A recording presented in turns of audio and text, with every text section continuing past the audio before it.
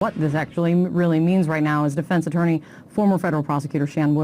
So Shan, jumping off of where Paula was just reporting, what does this plea agreement tell you about the level of cooperation between Greenberg and prosecutors, and how bad is this moment for Matt Gaetz potentially?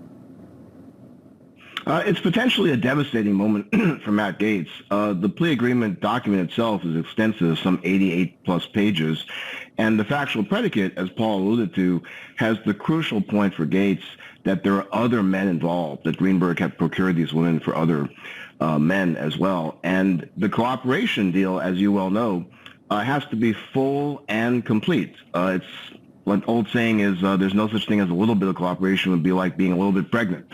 So he has to give up everything. He cannot hold back anything. And with this amount of time hanging over his head, he is going to be very motivated to do everything he can to help. How much there's no halfway of cooperating with prosecutors in something like this, but how much would you have to give up to prosecutors already in order to get the plea deal? Because with the deal, it doesn't end your cooperation, but how much do you think they already have?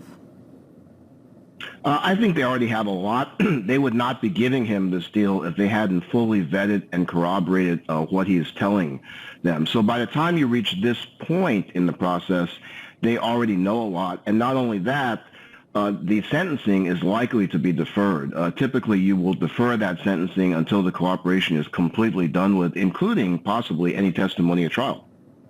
Is there any good news in this for Matt Gaetz that you see in this deal?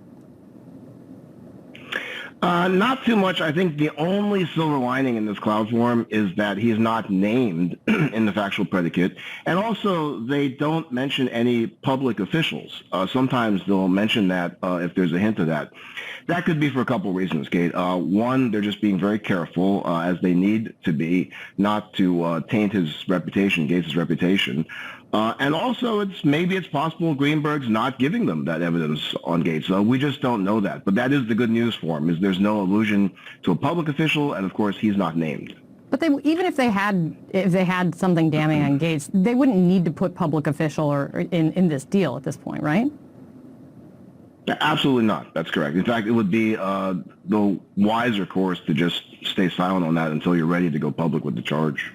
Look, and Gaetz has said that he has never had a sexual relationship with a minor after he was an adult, but there also isn't really an in-between here, right? I mean, there isn't any legal defense for having sex with a child, so if the evidence shows it, there's no in-between.